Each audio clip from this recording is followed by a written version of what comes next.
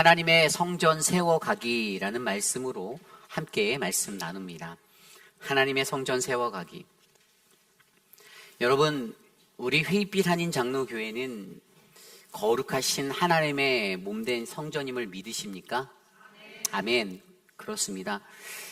우리 회빛 한인 장로교회는요, 하나님께서 이곳에 45년 전에 이 거룩한 성전을 세우시고 지금까지 우리를 이끄시고 인도하여 주신 그 살아계신 하나님이 계신 곳입니다. 이 세상에 제 아무리 많은 교회들이 있다고 하여도요, 오늘 저와 여러분 우리가 자긍심을 가지고 바라보아야 할 것은요, 오늘 우리가 함께 모여 예배드리는 이 아름다운 우리 교회의 성전, 우리 회빛 한인 장로교회에는 하나님의 특별한 은혜가 흘러넘친다라는 사실입니다. 세상의 어두움 속에서 휩쓸리지 않고 오직 하나님의 말씀, 그 하나님의 사랑과 정의 그리고 평화라는 그 평화가 있어 온전하게 잘 구별되어져 예배를 드리는 믿음의 성소, 어지러운 세상 속에서도 하나님의 그 명령하신 그 거룩한 성전의 모습을 잘 간직하기 위해 우리가 아름다운 예배의 처소로 사용되는 바로 이것이 바로 우리 회빛 한인 장로교회입니다. 그런 의미에서 우리 다시 한번 옆 사람께 이렇게 한번 이야기 나누어 볼까요? 이렇게 인사해 보세요. 우리가 바로 하나님의 교회입니다. 우리가 바로 하나님의 교회입니다. 한마디 더 나눠볼까요? 우리 교회를 사랑합니다. 우리 교회를 사랑합니다. 아멘. 오늘 이곳에 모인 저와 여러분 우리 모두는요, 우리 교회를 가장 많이 사랑하시고 가장 아끼시는 그러한 한 분 한 분이실 줄 믿습니다. 오늘 우리가 묵상하고 있는 열왕기상 7장 13절에서 26절까지의 말씀은요, 이 솔로몬이 건축하는 하나님의 성전 건축, 그리고 그 중에서도 성전 기물들을 만드는 장면의 이야기가 나옵니다. 정확히 말하면 두로에서 데려온 히람이라는 기술자를 통하여서 성전 기물을 제작하고요, 또 성전 입구에 두 기둥과 놋바다를 만들어 놓는 장면이 바로 오늘 말씀의 본문이에요. 그리고 이 뒤에 나오는 7장 전체의 내용에 보면요, 또 이제 놋받침을 놓는 수레도 만들고 물두멍을 만들고 또 솥과 부삽과 또 대접들을 만들고 그 외의 기물들을 만들어 7장 마지막에는 하나님의 성전이 완성되어지는 이야기가 이 7장에 담겨져 있습니다. 솔로몬이 하나님의 성전을 지어가며 오늘 우리가 묵상하고 있는 이 7장의 본문을 통해 우리에게 말씀하여 주시는 것은요, 성전 안에 있는 하나하나의 기물들, 성전 밖에 있는 그 기물들까지도 얼마나 많은 정성이 들어가야 하는지, 어떻게 만들어져야 하는지. 그래서 하나님의 성전은요, 그저 외적인 건물만이 잘 지어졌다라고 세워졌다라고 해서 끝이 아닌 바로 그 안에 어떠한 것을 무엇으로 채울 것인가가 더 중요하다라는 사실을 오늘 말씀을 통하여 묵상하게 합니다. 그리고 우리는요, 이러한 말씀을 가지고 이러한 것들이 가지고 있는 영적 의미들을 오늘 말씀을 통해 함께 묵상해 보려 하는데요, 오늘 우리의 삶 속에서 저와 여러분 우리가 세워가는 거룩한 하나님의 성전, 과연 우리는 이 성전을 어떻게 세워가야 하는지를 오늘 말씀을 통하여 깊이 있게 나누어 보기 원합니다. 오늘 첫 번째로 하나님의 성전을 세워가기 위해 우리는 성전은 누구에게나 평등한 복음이 돼야 함을 이해해야 합니다. 성전은 누구에게나 평등한 복음이 되어야 함을 이해하셔야 합니다. 여러분, 오늘 여러분에게 복음이란 무엇입니까? 예수 그리스도를 믿는 그리스도인들이라면 이 복음에 대해서 너무나도 민감하게 느껴야 하는데, 과연 복음이 무엇일까요? 그 복음은요, 그저 남녀노소, 또 연령과 지위와 학벌 또는 피부색이라는 이 인종에 따라 차별된 그러한 것이 아닙니다. 그렇지 않아요? 오늘의 말씀은요, 하나님의 성소, 그곳에서 울려 퍼져야 하는 그 복음, 이 복음이라는 것은 어떠한 제한이나 차별이 없는 모든 이들에게 평등한 복음임을 우리에게 말씀하여 주고 계십니다. 오늘 말씀 13절과 14절 말씀입니다. 솔로몬 왕이 사람을 보내어 히람을 두로에서 데려오니 그는 납달리 지파 과부의 아들이요 그의 아버지는 두로 사람이니 노스의 대장장이라. 이 히람은 모든 논일의 지혜와 총명과 재능을 구비한 자이더니 솔로몬 왕에게 와서 그 모든 공사를 하니라. 아멘. 오늘 우리는요, 하나님의 성전의 기물을 제작하기 위해 솔로몬이 불러온 두로 사람, 그 지혜와 총명과 재능을 구비한 장인 히람이라는 사람을 바라보게 됩니다. 좀 전에 읽었던 말씀처럼 우리는 히람이요, 그의 아버지는 노스의 대장장이었고 두로 사람이었습니다. 그리고 그의 어머니는 이스라엘의 납달리 지파 출신의 사람임을 알 수가 있습니다. 그리고 특별히 그녀의 어머니가 속하였던 지파, 이 납달리 지파는요, 이 야곱의 아내 라헬이 그녀의 하녀 빌하를 통해서 밧단 아람에서 야곱에게서 낳은 자신의 두 번째 소생이자 야곱에게는 여섯 번째 아들이 되는 납달리예요. 그게 납달리 지파가 되었습니다. 조금 더 구체적으로 말씀드리자면 이 자식이 없었던 라헬에게 또 그의 언니 레아와의 이 경쟁적 구도의 삶을 살았던 그녀의 삶 속에 자신의 하녀를 통해서 납달리를 얻게 되었고요. 이 너무 기쁜 나머지 격렬한 씨름으로 내가 나의 언니와 씨름하여 내가 승자가 되었다라는 그 의미로 그것을 외치며 나의 씨름이라는 의미의 납달리라는 이름을 그의 아들의 이름으로 지었다라는 것입니다. 그래서 납달리라는 이름 하면 떠올라야 하는 것이 무엇이냐면요, 이 경쟁적 구도의 고난을 뚫고 되찾은 활력의 인생을 의미하는 것이에요. 이것을 떠올려야 해요. 경쟁적 구도의 고난을 뚫고 찾은 활력의 인생. 여러분 생각해 보십시오. 라헬이 자녀를 낳지 못해서 얼마나 번뇌하고 힘들어했는지 여러분들 느끼십니까? 그래서 결국에는 자신의 하녀라는 그 대리모를 통해 그 비라를 통해 낳은 납달리의 출생이 그녀의 삶에는 얼마나 기쁨의 큰 의미가 되었는지를 우리로 하여금 느끼게 합니다. 그런데 여기서 한 가지 더, 그러한 납달리라는 이 납달리 지파에 그들에게는 그들만의 특징이 하나 있었어요. 그것은요, 납달리 지파는요, 그들이 매우 빠른 발을 가진 사람들이었다라는 것이에요. 빠른 발을 가진 자들. 이스라엘의 12지파 중에서 가장 빠른 발을 자랑하는 사람들이 바로 납달리 지파 사람들이었습니다. 그래서 그들이요, 어떻게 생활했냐면 광야에서 생활할 때에도요, 그들의 성막의 진에 그 동서남북으로 나눠진 그 진을 잡을 때에도 이들은 북쪽이라는 가장 최전방에서 단지파와 아셀지파와 함께 가장 먼저 이동하여 나아가는 그러한 사람들이었습니다. 그리고 또 그들은요, 광야를 지나 가나안으로 나아갈 때도 여호수아의 지도 아래 요단강을 건너 여리고와 아이성을 정복하는데 가장 먼저 큰 공을 세웠던 지파입니다. 그들이 가장 먼저 헌신할 수 있는 지파로 쓰임 받았다라는 것이에요. 그리고 가나안 정복 후에는요, 그들은 가나안 북쪽의 땅을 분배받아 살게 되었는데요. 그러나 솔로몬 왕이 죽고 난 후에 이 분열 왕국 시대에는요, 아수르에 의해서 가장 먼저 포로로 끌려가게 되었던 최초의 지파도 바로 이 납달리 지파였습니다. 그래서 우리는요, 그들의 인생을 잘 들여다보면 납달리 하면 생각할 수 있는 것은요, 이전에 경쟁적 구도의 삶을 살던 사람들이 광야의 삶 이후에 헌신의 구도의 삶을 살았던 그들의 모습을 떠올리셔야 합니다. 경쟁적 구도의 삶에서 헌신의 구도의 삶으로.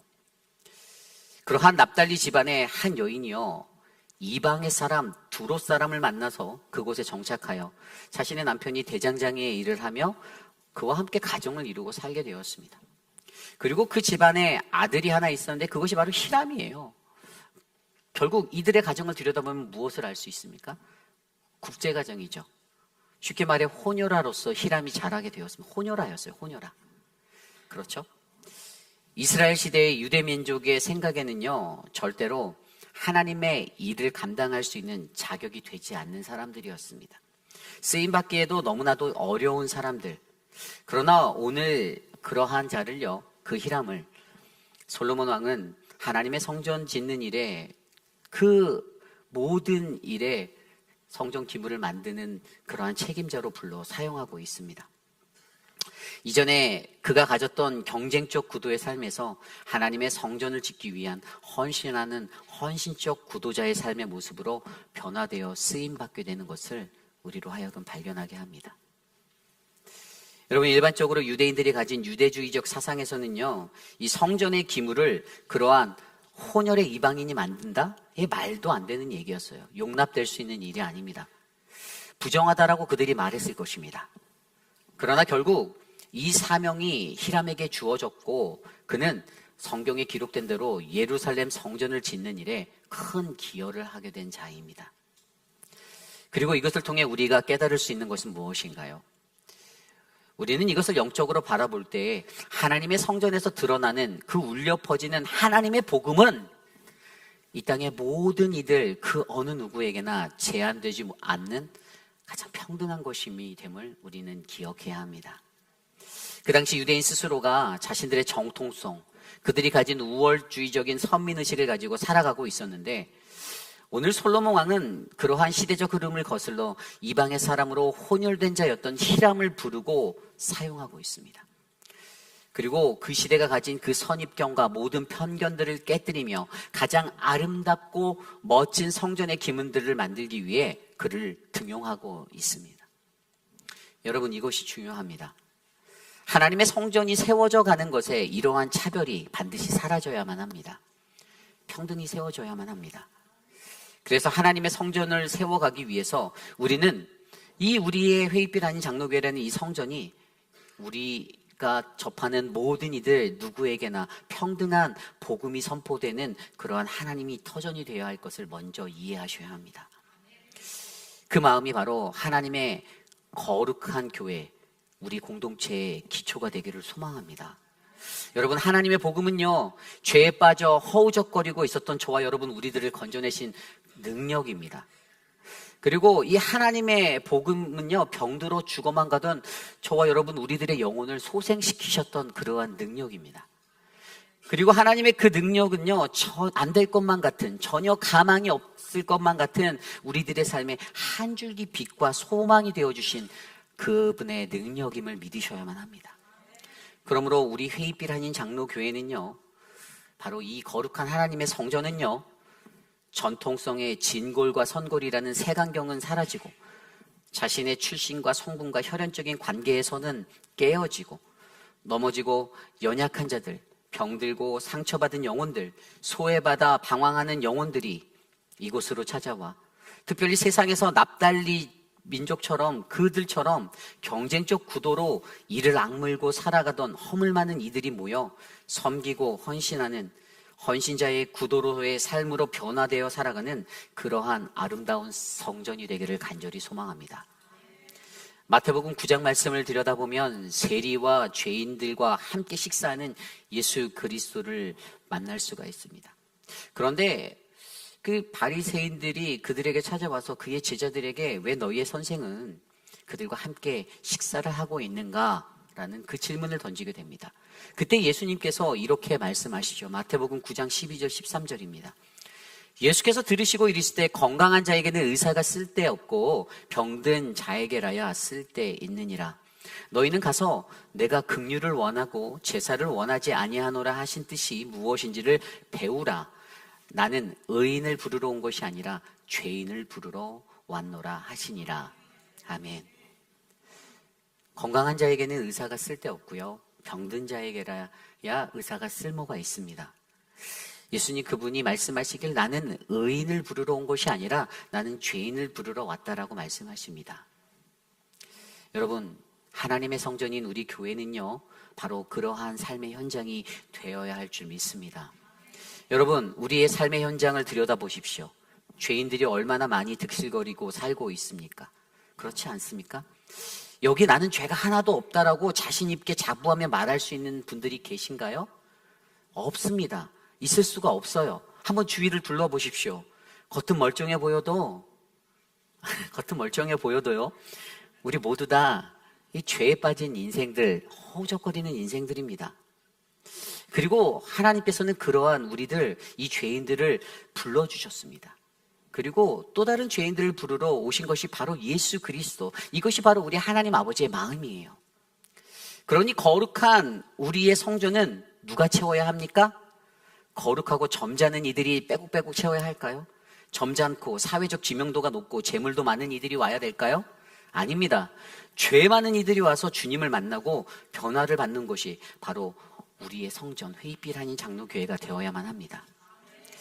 결국 하나님의 복음은 오늘 솔로몬이 짓는 하나님의 성전 건축에서도 나타났듯이 이스라엘 백성 그들이 가진 선민의식의 차별이 아닌 세상의 모든 이방인에게도 반드시 흘러갈 수밖에 없는 복음, 온 세상 그 누구에게도 아무런 차별 없이 누구에게나 평등한 복음임을 저와 여러분들은 기억하셔야만 합니다. 그러기에 여러분, 우리의 성전은 이러한 복음의 원리로 세워져가는 거룩한 교회가 되기를 소망합니다. 그래야만 합니다. 저는 오늘 이곳에 모인 저와 여러분 우리 모두가 그러한 복음의 능력으로 이 아름다운 성전을 세워만 가는 우리 모두가 되시기를 간절히 기도드립니다. 이것이 오늘 말씀의 첫 번째, 하나님의 성전을 세워가기 위해 우리는 성전은 누구에게나 평등한 복음이 되어야 함을 가장 먼저 이해해야 합니다입니다. 오늘 두 번째로 하나님의 성전을 세워가기 위해 우리는 세워주시고 세워가시는 성전의 신앙을 가져야만 합니다. 우리는 세워주시고 세워가시는 성전의 신앙을 가져야만 합니다. 오늘 말씀 15절부터 22절까지의 말씀을 보면요, 히람이 만든 성전의 기물 중 성전 입구에 놓인 두 기둥, 야긴과 보아스라는 기둥에 관한 이야기를 나누고 있습니다. 그가 만든 놋기둥은요, 그 높이가 각각 8.1m나 되었습니다. 그리고 그 둘레는요 5.4m였어요. 그리고 그 놋기둥 위에 얹을 기둥 머리, 그 머리를 두 개를 만들었는데 이것도 놋을 부어서 만들었거든요. 그런데 그 높이가 무려 2.3m였습니다. 또한 그 기둥 머리에는요 바둑판 모양으로 얽은 구물과 꽃줄 모양의 그 사과 두 줄의 놋 석류로 장식을 꾸몄고요. 기둥머리 윗부분에는 1.8m의 백합화 모양을 만들고 공처럼 둥글게 만든 그 그물 둘레에는 200개의 석류를 두 줄로 달아 놓았습니다. 그리고 이 두 기둥을 성전 입구에 세워 놓았는데 오른쪽의 것을 야긴이라 부르고 왼쪽의 기둥을 보아스라고 불렀습니다. 그 그림을 한번 같이 볼까요?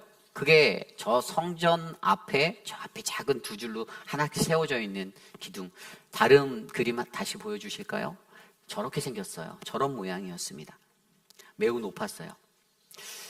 그런데 우리는 여기서 바로 이 야긴과 보아스라는 이 두 기둥이 가지고 있는 영적 의미에 대해서 한번 고민해 보아야 합니다. 과연 야긴과 보아스라는 이 기둥이 어떤 영적 의미를 가지고 있을까요?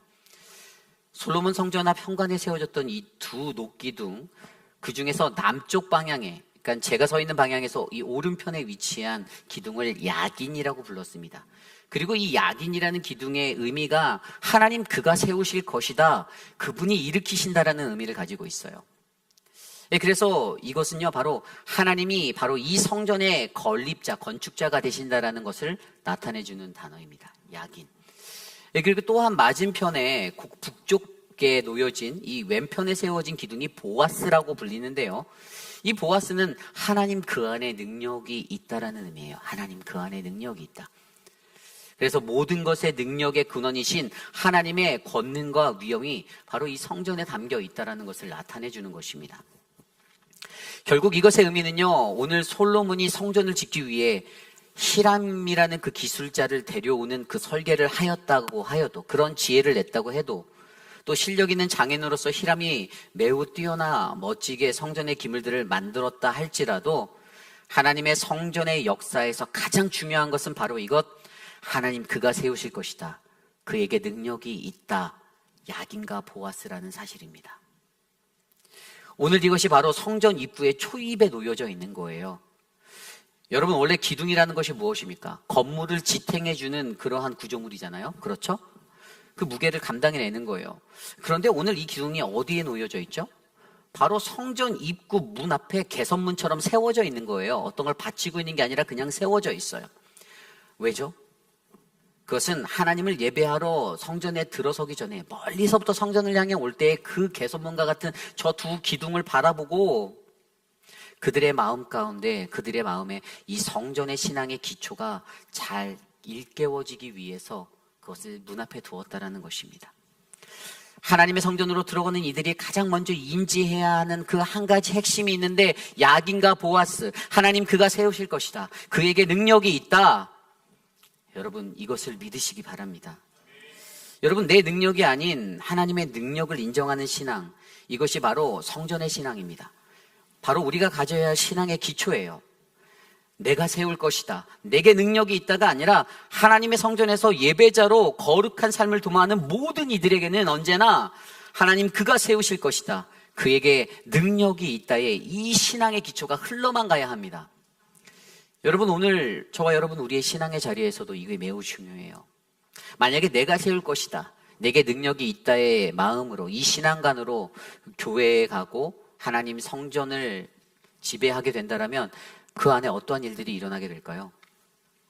독재가 일어납니다. 교회가 난잡해지는 거예요. 내 말이 맞다라는 겁니다. 하나님이 이스라엘 백성들에게 어떠한 훈련을 하셨죠? 광야에서 하나님 중심의 신앙을 가르치셨어요. 무엇을 통해서? 성막을 통해서요. 그래서 그들에게는 이 성전의 신앙이 매우 중요했습니다.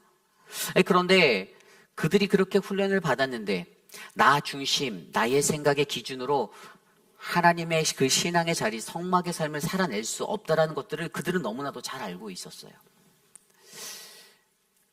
그래서 만약에 우리가 그러한 모습으로 나 중심의 신앙으로 살게 될 때는 어떻게 되죠? 무질서, 무법천지한 땅이 되는 거예요. 하나님의 성전이. 그리고 나 중심의 신앙으로 살아가는 이들이 가장 쉽게 범하는 오류가 무엇입니까? 바로 이런 거잖아요. 나 없으면 어쩌냐 한번 보자 라는 신앙으로 살아가는 겁니다. 나 없으면 어쩌냐. 나 없으면 안 돌아간다라는 신앙이겠죠? 아니, 너 없어도 잘 돌아갑니다. 예. 늘 자신에게 능력이 있고 나 중심에 내가 중심이다, 내가 모든 것의 중심이다라고 믿고 살아가는 그러한 자들, 그러한 이들이 하나님의 일을 감당할 때 그 마음으로 감당하게 되면 거룩한 교회의 공동체의 일에서도 이런 어그러진 밉상의 태도로 하나님의 일을 감당하게 된다는 것입니다. 그러므로 오늘 본문의 말씀은요, 그러한 성전의 건축의 모습을 통하여 어떻게 해야 우리가 속한 하나님의 성전을 바르게 세워갈 수 있는가를 고민하고 있는 사람들에게 우리가 깨달아야 할 성전의 온전한 모습은 바로 야긴과 보아스, 하나님 그가 세우실 것이다, 그에게 능력이 있다라는 이 성전 신앙의 기초를 알려주고 있는 것입니다. 여러분, 하나님이 세우시고 하나님께서 능력이 되시는 자리, 우리 성전, 우리 회의빛 한 장로교회가 세워지기를 간절히 소망합니다. 이 거룩한 성전으로 들어서실 때마다 여러분들 멀리서 그것을 생각하세요. 하나님 그가 세우실 것이다, 그에게 능력이 있다. 바로 이것이 우리 하나님이 세우신 성전임을 기억하시고 하나님의 권능을 찬양하시기를 부탁드립니다. 내 능력이 아닌 오직 그분의 능력 안에서 그분과 함께 동행하며 살며 그렇게 아름다운 하나님의 성전을 세워가는 사랑하는 저와 여러분들 모두가 되시기를 간절히 축복합니다. 이것이 오늘 말씀의 두 번째, 하나님의 성전을 세워가기 위해 우리는 세워주시고 세워가시는 성전의 신앙을 가져야 합니다입니다. 오늘 마지막으로 하나님의 성전을 세워가기 위해 우리는 하나님의 말씀 예수 그리스도, 그의 보혈을 의지하여 씻겨져야 함을 기억해야 합니다. 하나님의 말씀 예수 그리스도, 그의 보혈을 의지하여 씻겨져야 함을 기억해야 합니다. 오늘 말씀 23절부터 26절까지를 살펴보면 높바다라 불리는 이 작은 풀장과 같은 성전의 기물에 관한 이야기가 나옵니다. 이 히람이 둥근 모양의 바다, 이 물탱크라고 표현할 수 있어요. 그 바다를 만들었어요. 거기에 이제 물을 가다 두고 담아두는 것이었겠죠. 물탱크를 성전 입구의 앞에 하나 만들었는데 그 직경이 무려 4.5m, 둘레는 13.5m, 그리고 높이가 2.3m였습니다. 매우 크죠. 그리고 그 가장자리 아래에 돌아가면서 45cm 간격으로 이 두 줄의 놋 조롱박이 하나씩 달려 있었는데요. 그 물탱크는 또한 서로 엉덩이를 맞대고 있는 12마리의 놋소 위에 얹혀져 있었습니다. 그 소들이 동서남북 각각 사방으로 각각 3마리씩 바깥쪽을 향하여 바라보면서 이 큰 물탱크를 받치고 있었던 거예요. 그리고 이 물탱크의 두께는 손바닥 넓이만 하여서 그 가장자리에는 백합화처럼 밖으로 휘어진 잠 모양같이 만들었고요.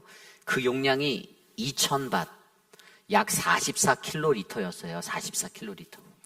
1.5리터짜리 페트병이 요만하잖아요. 그러니까 이 44킬로리터라는 것은 엄청난 겁니다. 매우 큰 용량이에요. 그래서 그것의 모양이 바로 저 그림과 같습니다. 다음 그림도 보여주실까요? 저렇게 생겼어요. 또 다음 그림 한 장 더 넘겨주세요. 네, 어떤지 감이 오시지요? 네? 그리고 이런 기물들 전체를 보면요, 그 솔로몬의 그 성전이, 하나님의 성전의 모습이 바로 다음 사진에 이렇게 나와 있습니다. 넘겨주세요. 저게 바로 솔로몬 성전의 모습이에요. 저 중앙 앞쪽에 두 개로 세워진 야긴과 보아스가 보이고, 그 야긴과 보아스 앞에 지금 바다가 이렇게 동그란 게 보이시죠? 그리고 사실 내일 말씀에 이제 나올 텐데, 양쪽으로 보면 물두멍 같이 5개씩 노수로 만들어진 작은 물두멍이 또 10개나 놓여져 있었어요.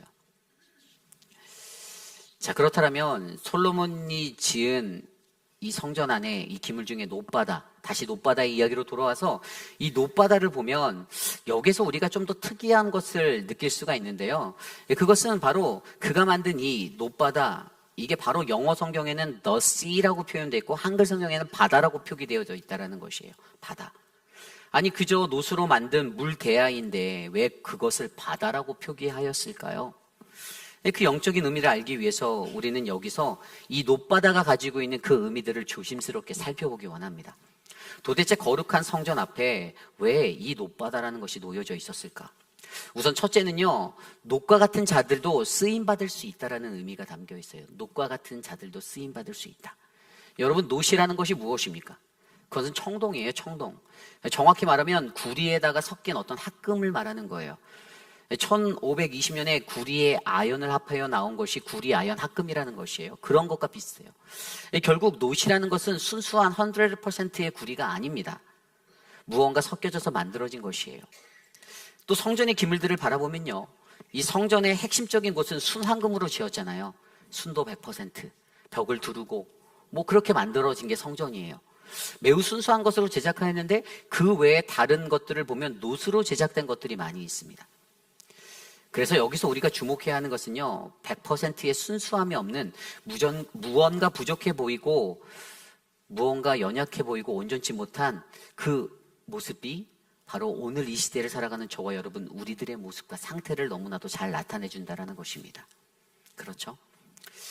그리고 이러한 놋에 매우 정결하고 아름답게 풍요를 나타내는 이 놋 조롱박을 둘렀잖아요.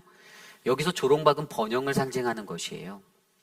그래서 이렇게 이 놋바다를 만들어 그곳에 물을 담아 그것으로 예배를 드리는 제사장의 몸을 씻는 도구로 이 놋바다가 사용되어졌다는 것입니다. 결국 무언가 부족해 보이는 재질의 것이지만 하나님을 예배하는 온전한 예배자의 성결을 위해 쓰임받는 하나님의 도구가 된 것이 바로 연약한 모습으로 나온 모든 예배자들에게 힘과 소망이 되어주는 말씀입니다. 그리고 두 번째 의미에서 성전에 들어와 예배를 드리는 예배자들의 정결함, 깨끗이 씻음이 얼마나 중요한지를 이 놋바다가 말해주고 있어요. 오늘 이곳에서 몸을 씻어내는 예배자들을 생각해 보면요, 구약 시대에 성전에서 예배를 드리는 예배자들은 누구였습니까? 제사장들이었죠. 그리고 백성들은 자기 스스로가 하나님 앞에 나아갈 수가 없었어요. 그래서 반드시 제사장들을 통해서 그 제사장들이 백성들을 대신하여 하나님 앞에 서야만 했습니다. 그렇게 예배를 드렸어야 했어요. 그런데 그들이 깨끗하지 못한 채로 성전에 들어와 예배자로 서게 되면 어떻게 되죠? 죽을 수밖에 없었습니다. 그러면 절대로 거룩하신 하나님을 대면할 수가 없게 되었어요. 그래서 예배로 나아가기 전에 그들이 반드시 먼저 자신의 더러움을 바로 저 놋바다에서 씻어내야만 했습니다. 이것이 중요합니다. 그래서 이 놋바다의 영적인 의미는요, 놋과 같이 온전하지 못한 우리들도 쓰임받을 수 있다는 것과 성전에 들어와 예배를 드리는 예배자들에게 정결함, 깨끗함, 그 깨끗함의 씻음은 매우 중요함을 나타내주고 있는 것입니다. 그렇다면 한 가지 더 생각해 볼까요? 이 놋바다에서 우리를 씻어내는 이 물에 관하여 한 번 더 생각해 봐야겠어요. 그곳에 담겨있는 물. 여러분, 우리는요, 이 물에 관한 것을 구약의 관점이 아닌 신약 이후의 관점으로 좀 더 넓게 구체적으로 생각해 볼 필요가 있습니다. 물론 오늘 말씀에서 예배자인 제사장들은요, 이 물로써 자신들을 정결하게 하고 목욕 제게하며 하나님께 나아가잖아요. 그래서 오늘을 살아가는 저희들은 어때야 할까요? 뭐 우리들에겐 그런 것이 필요 없다 이게 아니죠. 씻지 않고 교회 와라 이런 의미가 아닙니다. 물론 그것은 우리가 물로 씻어내는 것의 영적인 의미를 바르게 이해한다는 것에 더 초점 맞춰지고 있어요. 우리가 전에 성막의 말씀을 배웠을 때요, 구약 시대에 예배를 드리는 예배자인 제사장들이 물두멍에서 자신의 손을 씻음으로써 깨끗하여 나아가는 것을 보았어요. 그리고 그때 거기에 담긴 그 물의 영적 의미가 바로 하나님의 말씀이다라고 제가 말씀드렸습니다. 하나님의 말씀. 다시 말해 오늘 이 시대를 살아가는 성전에 나와 예배하는 예배자들은요, 하나님의 말씀으로 씻어라. 이게 중요합니다. 무엇으로 씻어야 할까? 하나님의 말씀으로 씻어라. 그렇다고 해서 성경책을 가지고 온몸을 문지르라는 것이 아니에요. 이것의 의미는요, 하나님 그분의 말씀으로 우리의 마음 내면을 만지라는 것입니다. 다스리라는 거예요. 구약의 물이 생명체에게 생명을 주고 더러움을 씻어 주었듯이 오늘 이 시대를 살아가는 저와 여러분들, 우리들의 영혼을 살리고 심령을 깨끗하게 하는 생명수와 같은 바로 그 하나님의 말씀을 붙들어라 이겁니다. 요한복음 4장에 보면 예수님은요, 유대인들로부터 이방인 취급을 당하던 사마리아 여인을 만나 물을 청합니다. 그때 그 여인이 도대체 당신이 누구이기에 나와 같은 자에게 물을 청합니까? 라고 말하며, 지금 나는 물기를 그릇도 없고 저 우물은 너무나도 깊어서 내가 그것을 얻을 수 없습니다라고 대답합니다. 그때 예수님께서 이렇게 말씀하시죠. 요한복음 4장 13절 14절. 예수께서 대답하여 이르시되 이 물을 마시는 자마다 다시 목마르려니와 내가 주는 물을 마시는 자는 영원히 목마르지 아니하리라. 내가 주는 물은 그 속에서 영생하도록 솟아나는 샘물이 되리라. 아멘. 내 영원한 생명의 물, 바로 그것이 그분의 말씀을 받는 모든 이에게 영원히 목마르지 아니하는 그 은혜가 된다라는 것입니다. 그러므로 성전을 향하여 예배자로 나아가는 제사장, 참된 예배자들은요, 늘 하나님의 말씀을 꼭 붙들고 자신을 그 말씀에 비추어 자신의 죄와 허물을 씻어내는 거룩한 자여야만 합니다. 그래서 그 말씀이 어려운 거예요. 그리고 한 가지 더, 그분의 말씀은 무엇입니까? 그 말씀은요, 바로 이 땅에 말씀으로 오신 예수 그리스도이심을 기억하셔야 합니다. 그 말씀이 예수 그리스도예요. 요한복음 1장 14절, 말씀이 육신이 되어 우리 가운데 거하심에 우리가 그의 영광을 보니 아버지의 독생자의 영광이요 은혜와 진리가 충만하더라. 아멘. 이 땅에 하나님의 말씀으로 오신 예수 그리스도, 그분을 통하여 씻을 수가 있는 것입니다. 예수 그리스도, 그분은 로고스, 하나님의 말씀입니다. 그 하나님의 말씀은요, 때론 좌우의 날이선 검과 같이 날카로워서요, 어떤 것에 찔리듯이 우리의 양심을 찌르고, 그래서 내 마음이 괴로운 상태가 되기도 하고, 내 마음이 낙심하기도 하고, 내 마음이 두렵기도 합니다. 왜죠? 우리들이 들어선 길이 무언가 잘못된 길에 서게 되었음을 우리들 스스로가 그 말씀을 통해서 느끼고 깨우치기 때문이죠. 때로는 나 자신마저 속이고 살아가는 위선적인 모습을 안고 살아가는 우리들에게 하나님의 말씀은 그 모든 삶의 행동들의 본질들을 꿰뚫어 보게 만드십니다. 그래서 우리는 늘 그 하나님의 말씀을 두렵고 떨리는 말씀으로, 그 마음으로 받아야만 하는 거예요. 사람의 소리가 아닌. 그러므로 우리는 예수 그리스도의 십자가, 그의 부활 승천 이후 이전에 구약의 선지자들을 통하여 말씀하시던 하나님께서 이제는 예수 그리스도 그분을 통하여 우리들 각 사람에게 말씀하시고 각 사람에게 말씀하시는 그 자체가 되시는 예수 그리스도, 그래서 내 안에 날마다 정결히 거룩히 깨끗이 나의 더러움과 악함을 예수 그리스도를 통하여 씻어낼 수 있는 우리 모두가 되기를 간절히 기도드립니다. 여러분 기억하여 주십시오. 하나님의 말씀이 저와 여러분 우리 안에 있으면 우리는요, 예수 그리스도의 영, 그분의 영으로 그분이 우리와 함께 하실 것을 믿으셔야만 합니다. 로마서 8장 8절 9절 말씀에 보면 육신에 있는 자들은 하나님을 기쁘시게 할 수 없느니라. 만일 너희 속에 하나님의 영이 거하시면 너희가 육신에 있지 아니하고 영에 있나니 누구든지 그리스도의 영이 없으면 그리스도의 사람이 아니라. 아멘. 이는 그를 믿는 모든 자들, 예수 그리스도를 믿는 모든 자들에게 내주하시는 그리스도의 영인 성령이 늘 우리 안에 있어 이를 깨닫도록 작용하시는 그 하나님의 영의 능력이 우리에게 있음을 믿으셔야만 합니다. 그러므로 여러분, 우리는 우리를 위해 죽은 자 가운데서 우리를 살리신 그리스도의 영, 그 영이 늘 우리 안에 거하도록 그분의 죽음과 부활에 연합한 세례의 삶을 날마다 살아내셔야 합니다. 그리고 그러한 모습으로 하나님의 성전에 나와 예배드리셔야만 합니다. 저는 오늘 이곳에 모인 저와 여러분 우리 모두가 하나님의 성전을 세워가기 위해 우리를 지키시는 하나님의 말씀 예수 그리스도 그분의 보혈을 의지하는 우리 모두가 되시기를 간절히 축원합니다. 이것이 오늘 말씀의 마지막, 하나님의 성전을 세워가기 위해 우리는 하나님의 말씀 예수 그리스도 그의 보혈을 의지하여 씻겨져야 함을 기억해야 합니다입니다. 이제 말씀을 정리합니다. 여러분, 우리가 모여 예배를 드리는 이 성전은요, 이 교회는요, 아무리 좋은 장소에 멋지고 화려한 건물을 가지고 있다고 되는 것이 아닙니다. 만약 그곳을 채우는 것이 하나님의 거룩이 아닌 세상의 욕망과 욕심, 우리 인간이 가지는 이기와 시기와 질투와 경쟁심, 이런 것들로 채워지게 된다면 그곳은 분명 하나님이 바라시는 하나님의 거룩한 성전을 절대로 이루지 못함을 기억하셔야만 합니다. 예수님께서 말씀하신 대로 이 성전 건물이 중요한 것이 아니라 거기에 하나님을 경외하고 그분을 따르는 그 마음을 가진 그 영혼들, 그 백성들이 나와 있느냐, 나오지 않았느냐, 이것이 더 중요한 것입니다.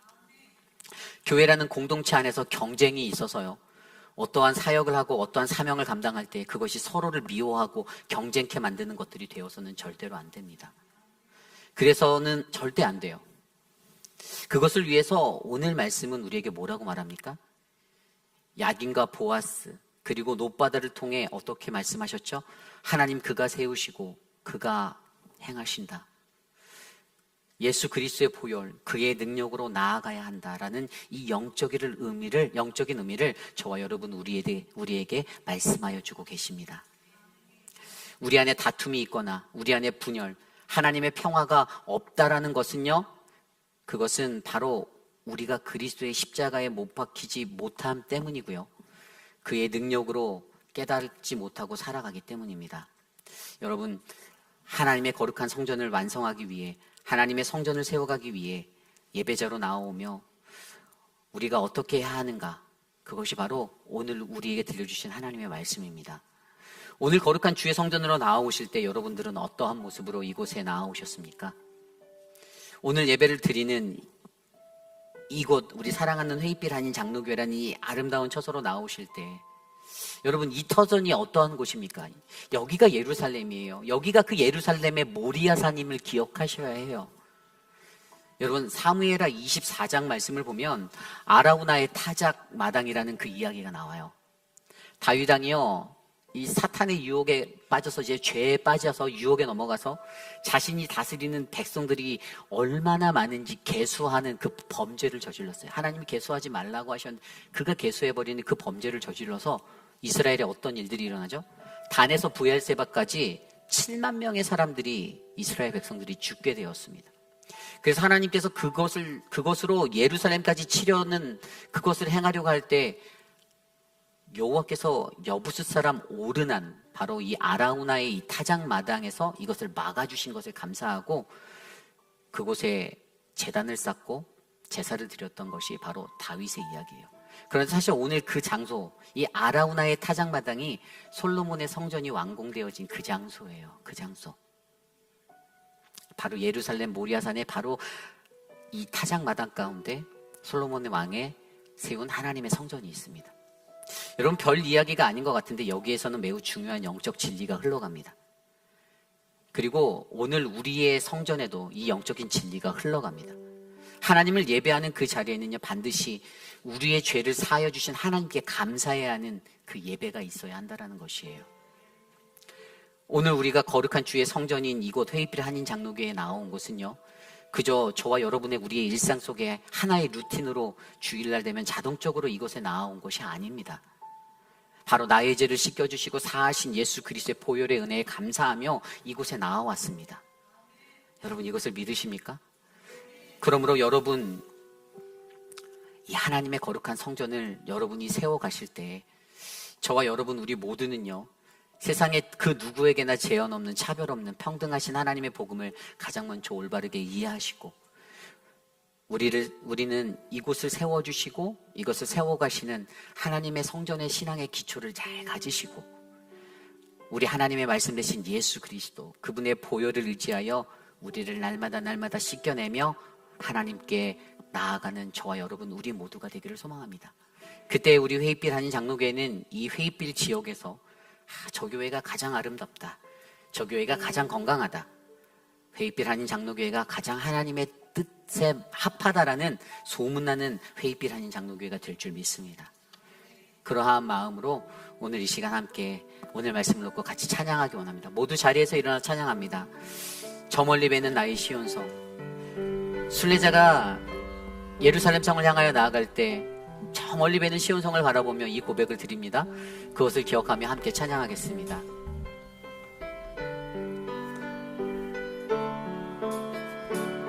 저 멀리 뵈는 나의 시온성. 저 멀리 뵈는 나의 시온성. 오 거룩한 곳 아버지지 내 사모하는 집에 가고 참 밤이 세웠네. 저 망망한 바다 위에 저 망망한 바다 위에 이 몸이 상할지라도 오늘은 이곳 내일은 저곳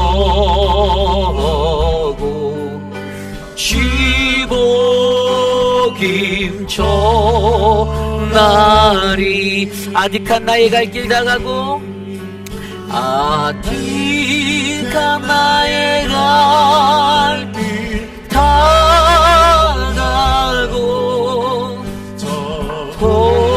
동산에서 편히 쉴 때 내 고생하는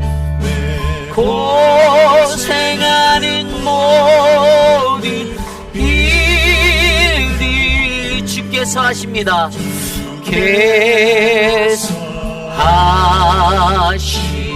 계속하시리. 빈들이나 사막에서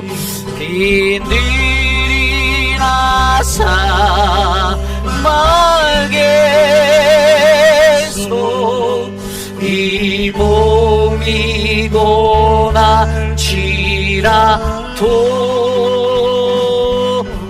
내 주 예수 날 사랑하 날 지켜주시리. 날 지켜주시 저 망망한 바다 위에 저 망망한 바다 위 이 몸이 상할지라도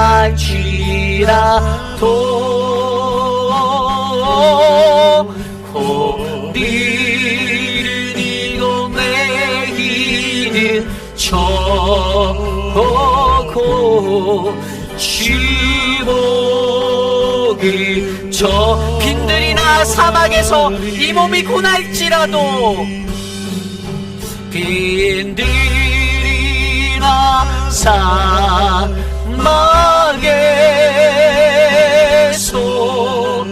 이 몸이 상할지라도 내 주 예수 날 사랑하사 내 주 예수 날 사랑하사 나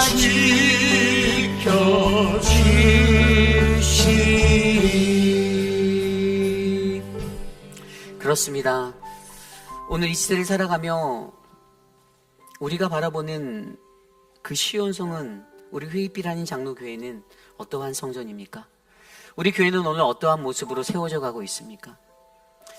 우리가 가장 먼저 기억해야 하는 것은 하나님의 복음, 우리 거룩한 성전에서 선포되어져야 하는 그 복음은 그 누구에게나 차별 없고 평등한 그러한 복음임을 믿으셔야만 합니다.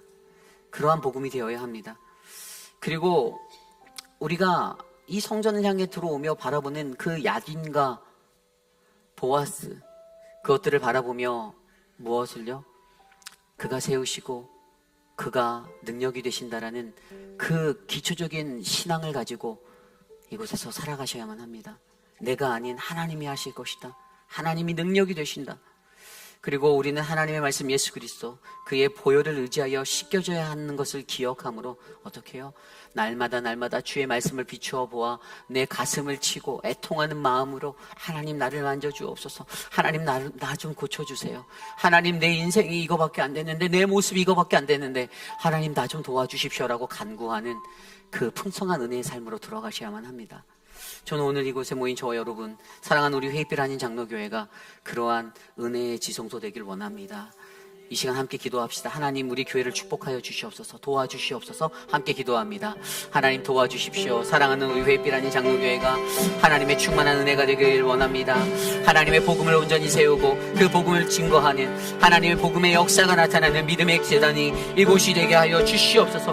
온 세상 누구에게나 제한이 없고 차별이 없는 공정하신 공평한 하나님의 그 복음을 우리가 깨달아 알게 하시고, 하나님 우리를 세워주시고 세워가시는 하나님의 성전의 신앙을 가지고 살아갈 수 있도록 도와주시고, 하나님의 말씀 예수 그리스도 그 부분에 보혈을 의지하여 씻겨져야 함을 하나님 우리가 기억함으로 이 땅에서 거룩한 믿음에 쳐서 하나님의 성전을 세울 수 있도록 하나님 우리를 사용하여 주시옵소서. 우리 회입빌 한인 장로교회가 하나님의 뜻에 맞는 그러한 교회가 되길 원합니다. 세상에서 가장 멋지고 아름다운 교회, 하나님의 신앙으로 하나님의 말씀의 법으로 충만한 교회 되게 하여 주시고, 좌로나 우로나 치우치지 아니하며 하나님의 법을 따라 하나님의 말씀대로 살아가는 건강한 교회가 되게 하여 주시옵소서. 도와주시옵소서. 인도하여 주시옵소서. 존귀하신 하나님 감사합니다.